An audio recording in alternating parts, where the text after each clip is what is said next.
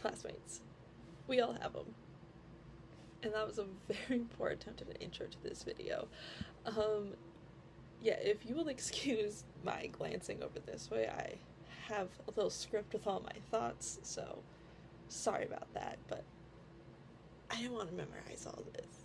Anyway, I watch Classmates, or as it's called in Japanese, Doukyusei?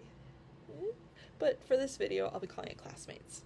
Classmates is a 2016 animated film directed by Shoko Nakimura and based on the 2006 manga the same name, written by Asumiki Nakimura. Not totally sure if there's relation. I looked, it doesn't look like there is. So, Classmates made history as the first yaoi, or gay men based, basically, animated film to be played in theaters. But it seems to have been met with mixed response due to how the two love interests are characterized, but I'll get into that later.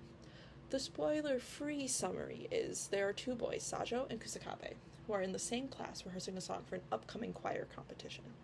Kusakabe notices Sajo struggling with the music despite his reputation as a top student.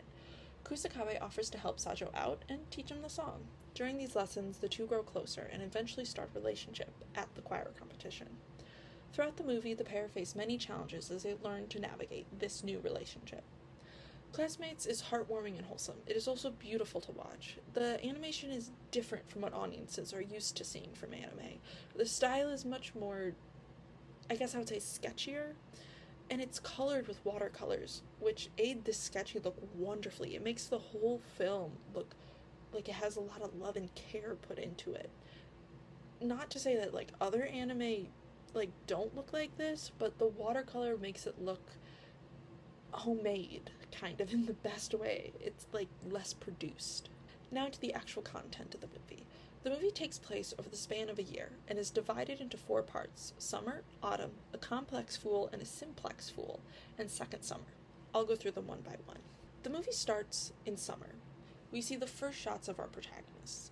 Kusakabe is shown first, and the first thing I noticed was his hair.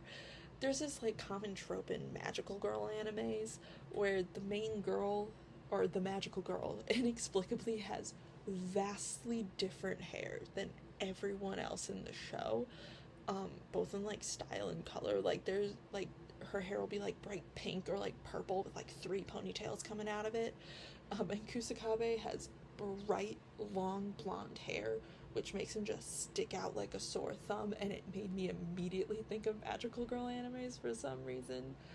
So it's my personal headcanon that this movie is actually the prequel to Kusakabe's magical girl anime adventure.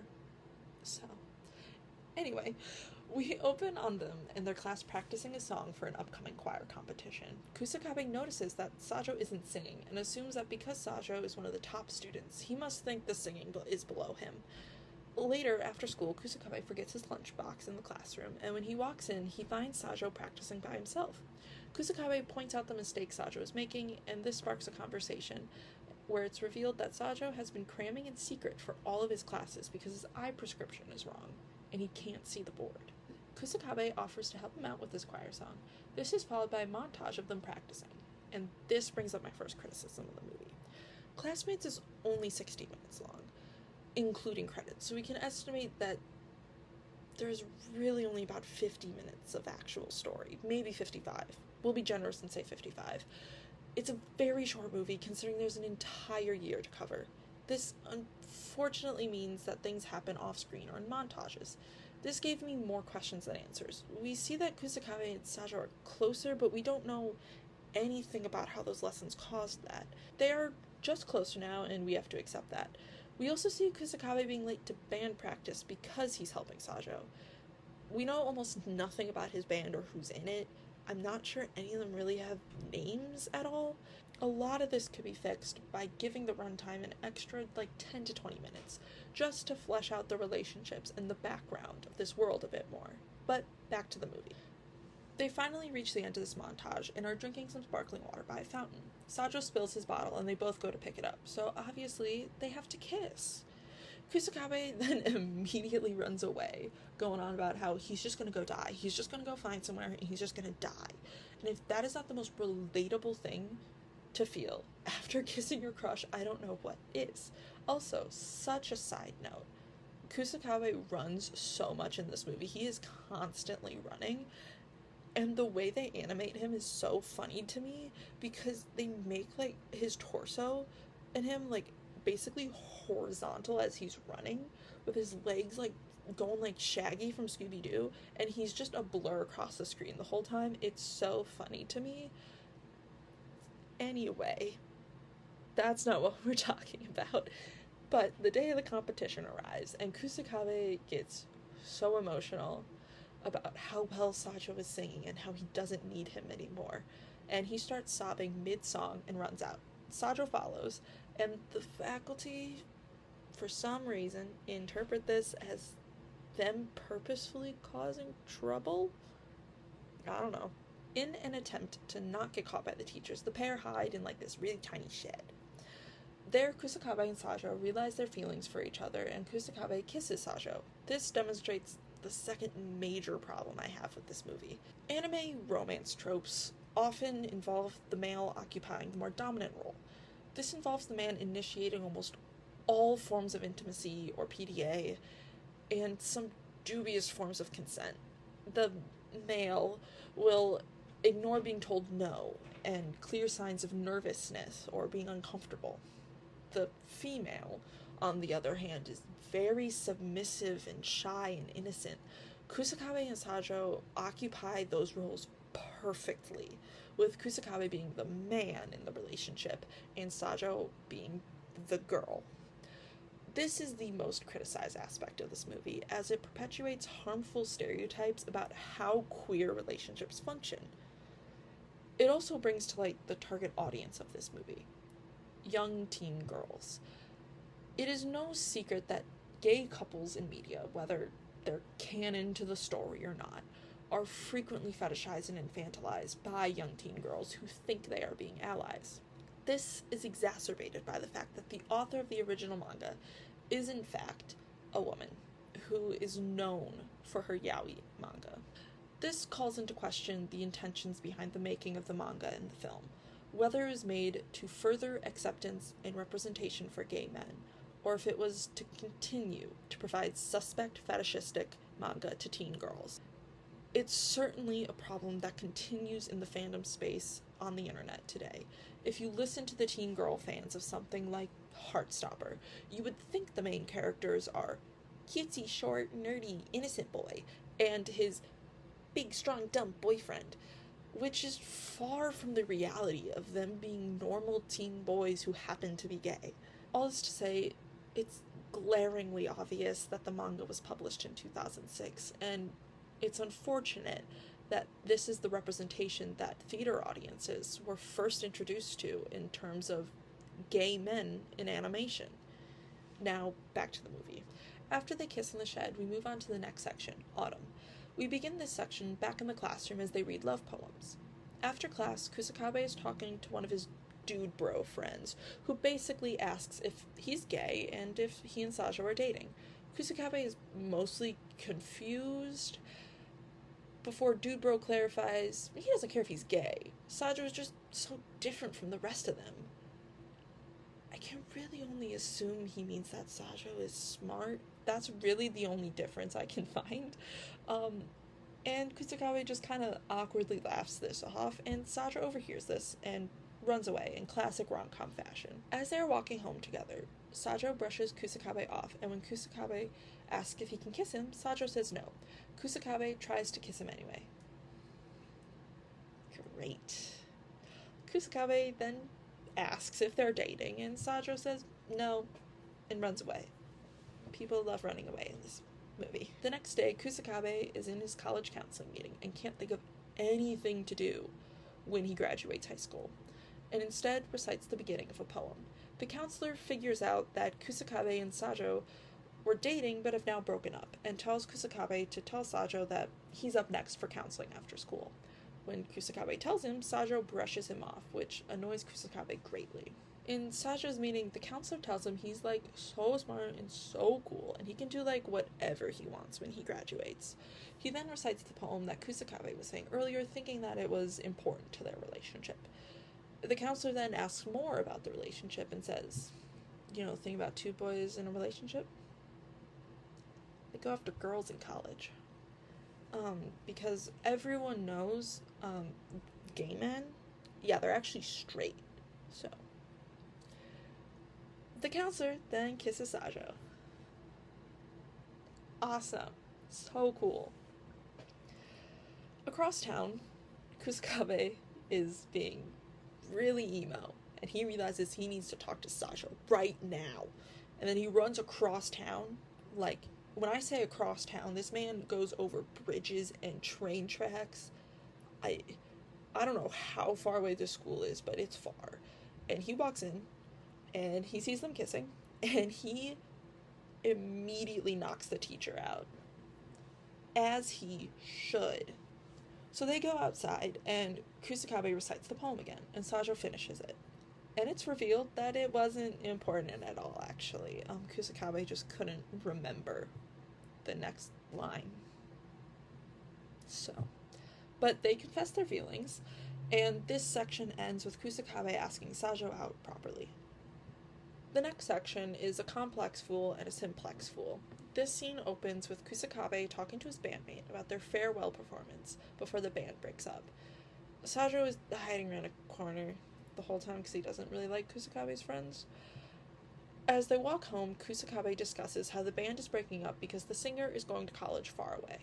I'm sure that, that theme of moving far away will not be relevant at all to the rest of this movie. I'm sure everything will be fine. And Kusakabe asks Sajo to come to the concert. He does, and Sajo gets drunk. Kusakabe's band goes on, and they're, actually really good. You can't totally make out the lyrics to their song, but the general, vibes and sound, I need an album right now, actually, I think. After the concert, a girl asks Kusakabe for his phone number, which he gives her. Sajo overhears this and runs away. That is the only thing he knows how to do when he overhears something. Run away. So, as he's running away, he blocks Kusakabe's number, despite the fact that Kusakabe is calling him non-stop.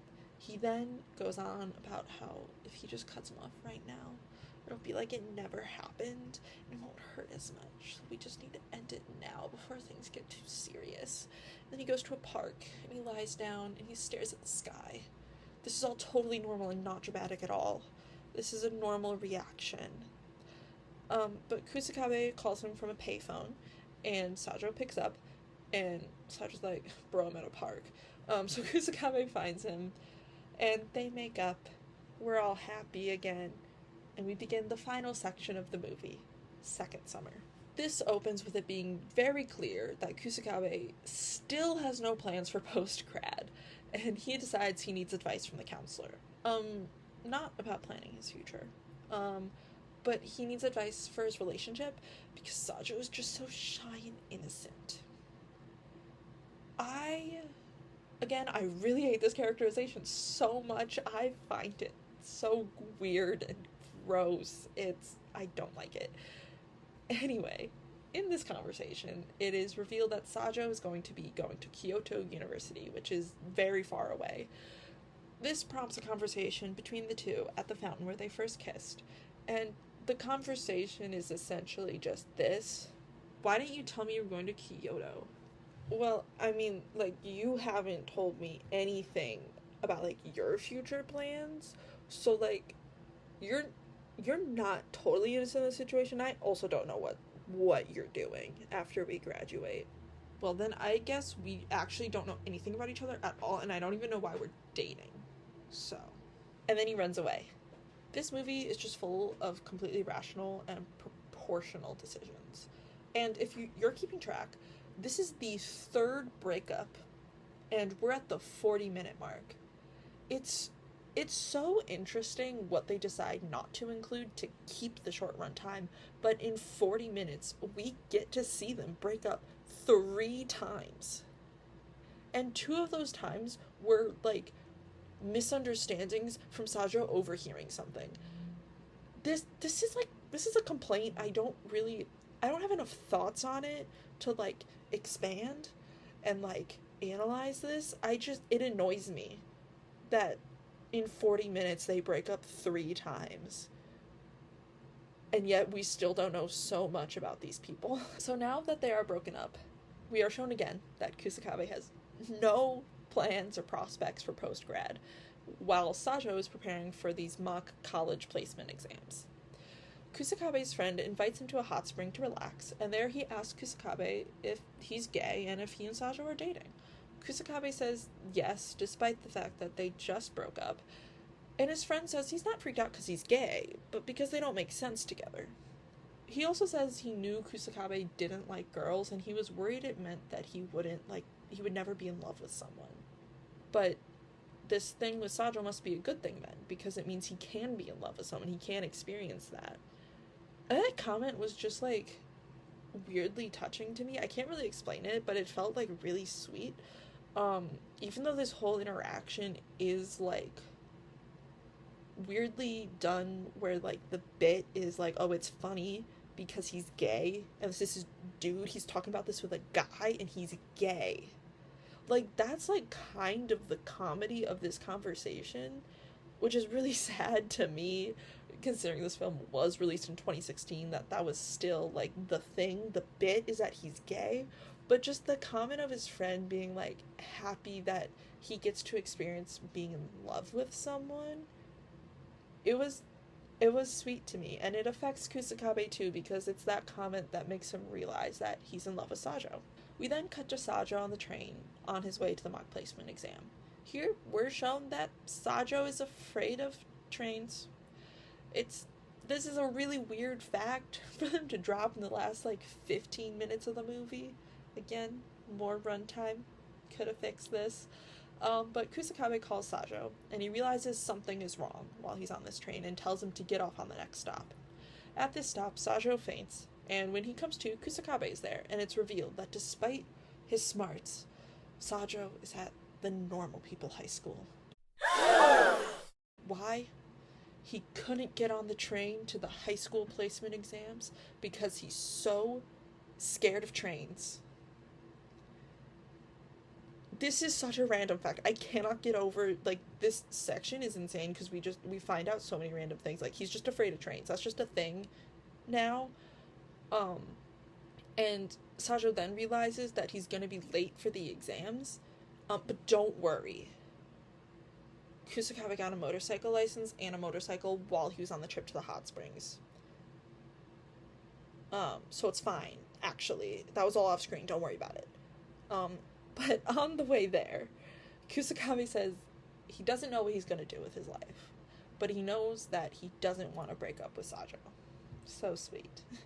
Sajo makes it to the exam on time, and Kusakabe waits outside. Sajo finds Kusakabe after the test, and he finally initiates a kiss. This man is defying gender roles. It's wonderful.